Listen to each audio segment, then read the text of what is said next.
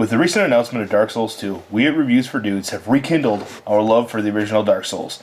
So this review might be a little retroactive, but at least it's truthful, and best of all, manly. Dark Souls is mostly a single-player RPG. There's an element of co-op, but it's pretty much non-existent.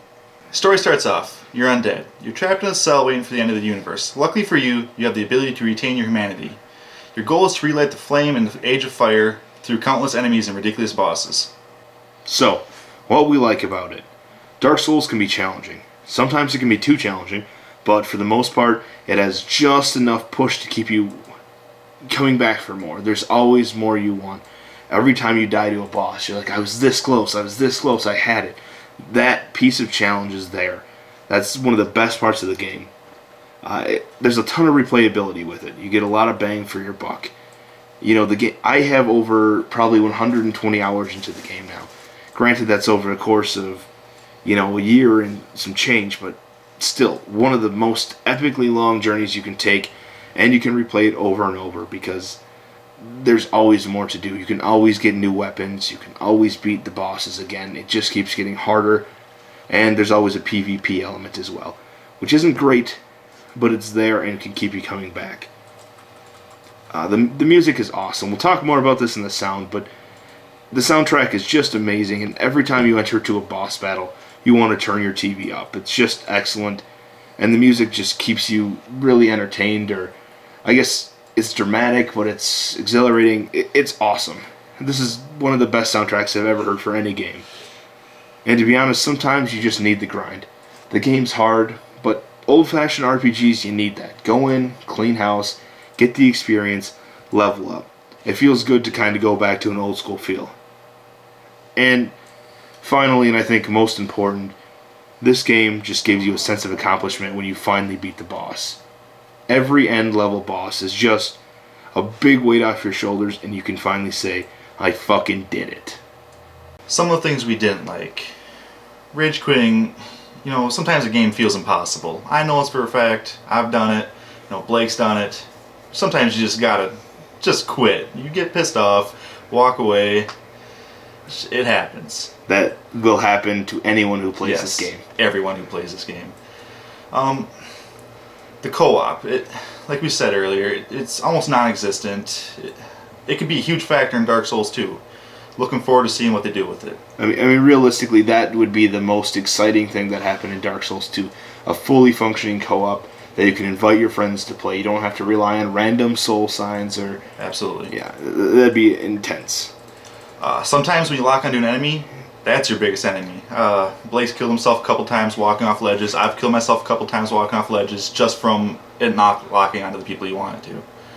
I mean, and just from how difficult the game is, dying from something as frustrating as that can make you want to punch yourself in the dick.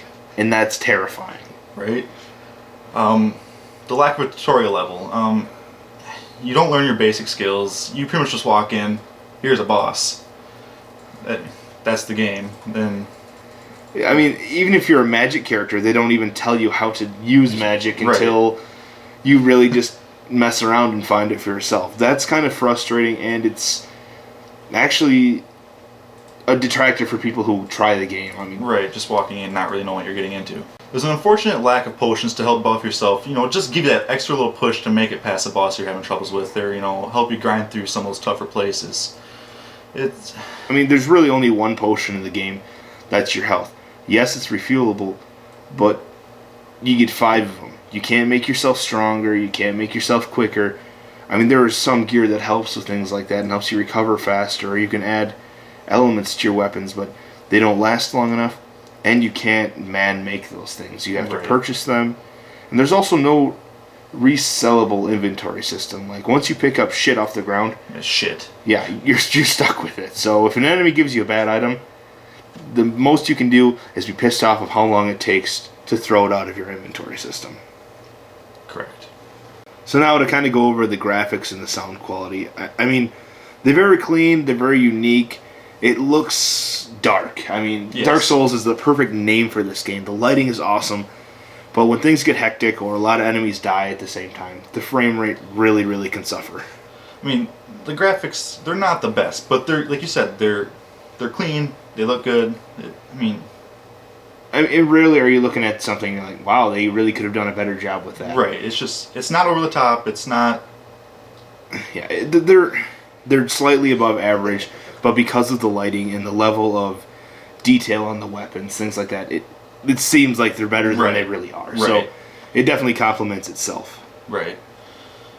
As we mentioned before, the sound, it's great. The sword swipes, the stabs, you can hear everything. You can hear the dragon when it's, really far from you. I mean, just the sound effects are awesome. Like you said, the dragon breath is crazy. When you're walking up the staircase, you know the dragon's above you because you can hear it either breathing fire or inhaling tons of smoke. It's awesome. Just pulling your bowstring back, that's huge. Hearing footsteps, around the corner, it sounds really nice. Or, I mean, even though it's not necessarily a co-op part of the game, you can see other people's ghosts playing next to you.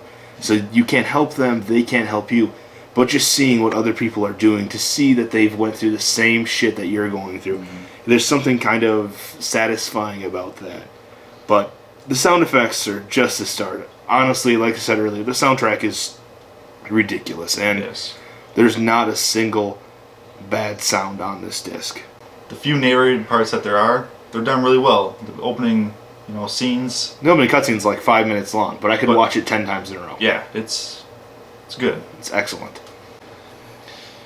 Lastly, do we approve it for your man cave? I mean, Dark Souls, although it's a flawed journey, it is one hell of a ride. It can be tough, sometimes too tough, like we mentioned before. But it's so rewarding. When you get that boss, you finally get that item, it fills you with excitement. You're so happy, and you're guaranteed to come back. I mean, you can't really rival that feeling. It's like, I don't know. It's like Christmas morning. Yeah, exactly. It's like Christmas morning. You're like, man, I really want that fucking bike at the store. And your mom's like, remember that bike you wanted? Here's the bigger, better version, and it has rocket thrusters. That's what beating a boss on this game is like. Absolutely. So you need this game in your man cave. Period. Scoring, we gave it a 9 out of 10, which on our scale is fucking awesome. So comparable to, being able to live on the moon without having any sort of oxygen. That's fucking awesome. Absolutely.